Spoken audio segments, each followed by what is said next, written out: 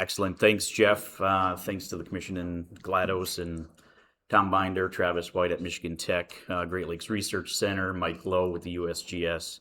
In early conversations with Tom, he said, hey, the work you're trying to do, somebody else is trying to do something very similar. Why don't you work together and double your sample size?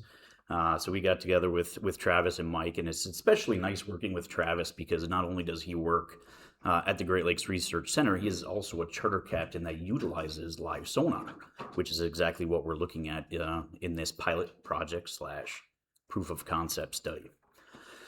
So in Lake Superior, you've heard that we've declared lake trout restored to pre-1940s level. This was done using a combination of, first, most importantly, and always sea lamprey control, stocking, and control of harvest. We don't have to stock anymore. We have to target or get rid of sea lamprey every year. And we have to control harvest, which is a good portion of what this whole project is about. This is our spring lake trout assessment using 4.5-inch mesh bottom sets. You can see the solid black line cutting through the middle. There is our catch per unit effort of lake trout per 1,000 feet of net. You see some really nice numbers coming from Lake Superior lately, and the majority of them are all wild fish. Here is our juvenile assessment using 1.5-inch, 2-inch, 2.5-inch stretch mesh. You can see our juvenile recruitment has been stable for 20 some years, which is nice to see as well. And so all of this goes to, again, more adult lake trout in Lake Superior, and our anglers have really gotten the benefit of this in the past couple of years, with catches approaching 45,000 lake trout caught in Lake Superior in 2024. Now, anglers have used various technologies through time to look for fish and to target fish, going all the way back to the little green box from Lowrance in the 1950s, 1960s. I had one in my basement that I actually threw out, and I wish I wouldn't have. We also have, paper graphs, if anybody remembers the paper graphs. That one's sitting on my desk at work. So various technologies through time, going all the way up to 2016, where everything is digital, touchscreen, GPS, all of the above, side sonar, scan, the stuff that I don't know how to use on my own sonars, right? And this is the newest technology. Just a show of hands, how many folks here use live scope, live sonar, forward-facing sonar for recreational fishing at all? About 2%. We're still on the forefront. I like it. Thank you. So this is the new technology. This is live sonar, forward-facing sonar, panoptics, whatever you want to. There's many names for it. What it provides is it provides real-time video-like imagery for an angler targeting fish. It uses multiple sonar beams and advanced processing to stitch these images together. So it's like a video game, essentially. And there's adjustable viewing modes, forward mode, where you're looking at what's ahead of the boat, down mode, where you're looking directly beneath the boat, and there's a perspective mode, which is more of a wide top-down view in shallower waters. Again, I think the most critical point in this new technology is it provides anglers real-time feedback on a fish's behavior in relation to what you're doing with your jig or your bait there. So this is it. This is the charter captain. Many thanks to our charter captains that we've worked with on this project, and the feedback that we've gotten from our charter captains that use this technology, because again, it is about 2% of our current charter fleet. So there's not a lot of them out there, and they've been working really well with us, and they're at the forefront of conservation of, are there questions related to post-release mortality with this technology? So here's the new beast, a new style of fishing. This is our charter captain two fishing rods, because here is a school of lake trout on the bottom in about 93 feet of water, about 40 to 50 feet away from the boat. So he first casted to that, and as his jig was drifting down on that one, another fish came in below the boat. So he grabbed his second rod and dropped that straight down and was jigging both and watching the fish's reaction to how he was presenting each of those jigs. And if you haven't used it or you haven't seen it before, this is kind of what it looks like. Here's a jig. Here's a rock. There's a lake trout.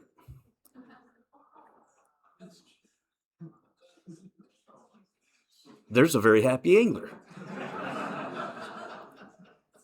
Huh? That's how it works. Just that easy, right? It's fantastic. If you're in management, you know that this is probably one of the most highly charged social and management issues that we have dealt with in a long time. Every public meeting that we go to, forward-facing sonar is the main topic of conversation. And these are all just my personal insights into what I've gleaned from folks that both use and do not use this technology. It's very demographic related. Younger folks seem to be using live sonar, whereas our more veteran anglers prefer to be trollers with multiple rods out the back, trolling spoons. Jiggers use one or two rods, and that's how they use them. There's a perception of have and have nots, both from it's a lot of money for these units, and just from those folks that do or do not use it. The perception of some folks that use it and some folks that don't use it. It's quite a bit of friction between them. There's an idea of fair chase as well, and we very rarely hear about fair chase in fisheries, mostly in wildlife. But that is gaining traction, whether or not this technology and future technologies could be considered fair chase. There's a ban it versus an embrace it crowd, and agencies kind of land in the middle. Catch and release mortality is a big concern with fisheries managers with this technology.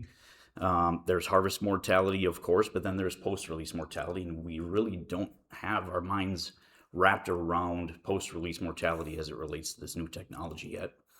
And then agencies estimating release mortality and the impact to quotas or agreements, or in our case in Minnesota, we manage our lake trout fishery with total annual mortality at 40%. So we currently don't include post-release mortality into that estimate, but we will in the future. Right now, there's currently no management tool in our toolbox to reduce the potential high rate of catch and release mortality in a fishery if it's experienced it. And this is what we see. This is Minnesota Lake Superior charter fishing in 2025. We have mandatory reporting for all of our charter captains. Here is in our jigging fishery using forward-facing sonar. Here is our traditional boat fishery where they're trolling. Catch rates in our trolling fishery are about 0.3 to 0.35 fish per angler hour. In our jigging fishery, it's 6 fish per angler hour. So lake trout are very susceptible to this new technology in jigging. We also see that the majority of fish in the jigging fishery are released. There's, our bag limit is 3 fish. Folks can catch 3 fish and then catch and release 40 fish the rest of their trip. So trips of 20, 30, 40 plus fish per day are not out of the realm of possibility with this new technology. Very low release in the traditional trolling fishery. And what we know of post-release mortality really goes back to Sean Sitar's work on Lake Superior, a very robust study, a lot of fish, where they looked at the depth of capture, surface temperature at release, the fishing method, where the hook was, playtime, handling time, barotrauma, and the only thing that they were able to glean out of it was the only detectable effect was surface water temperature.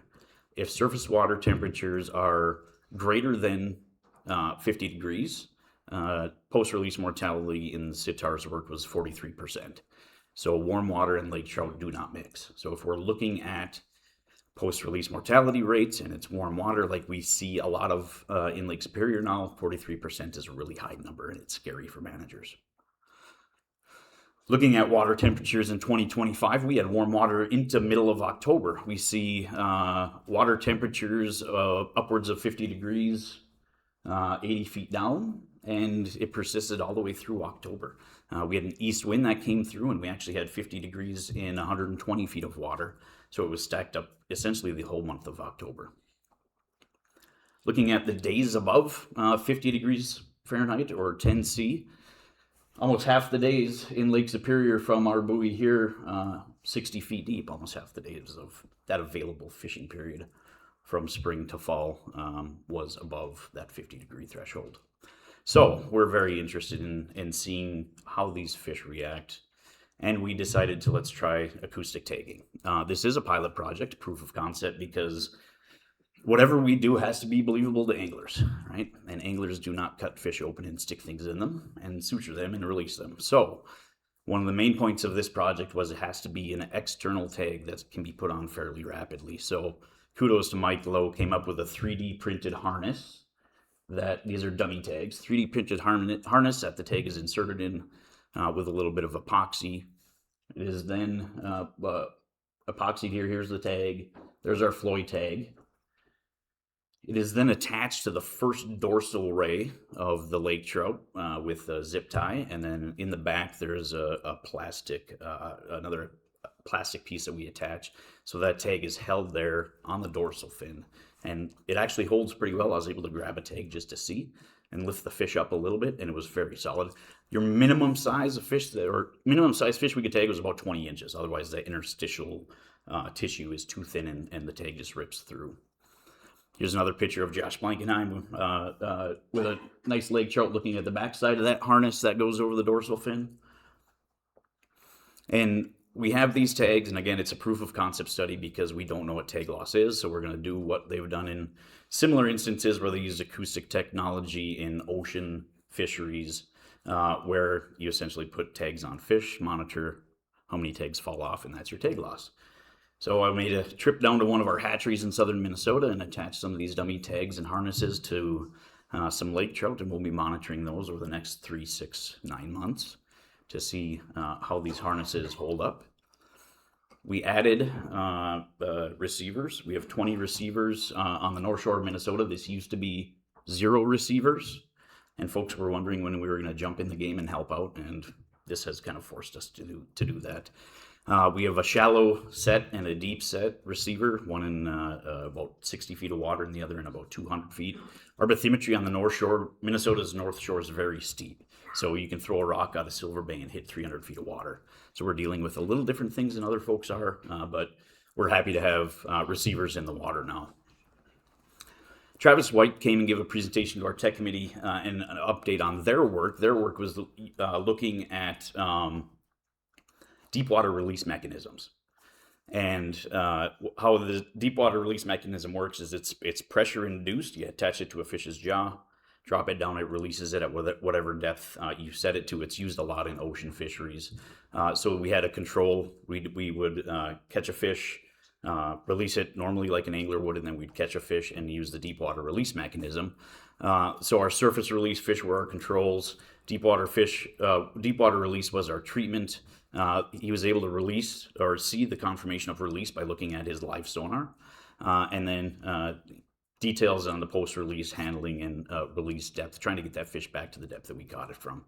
And this is just kind of that setup. You have a downrigger and a downrigger ball, and you attach the deep water release mechanism to the downrigger ball and then the fish to the deep water release mechanism, and you let your downrigger ball go down and the fish comes off. It works really slick. And Travis is awesome. He's techno savvy, and he did an awesome video of a deep water release of a lake trout, and you can see as the lake trout's going down, you'll see it speed up here in a little bit. You'll see as that fish gets released, it continues to point downwards and swim downwards and passes our camera at some point here. And as this fish is being returned to depths, if you get a little better video, you can actually see as the pressure increases that little bit of barotrauma start to go away in that fish. There goes the fish off the deep water release mechanism, and it'll actually pass us up as it continues to swim to the depths here.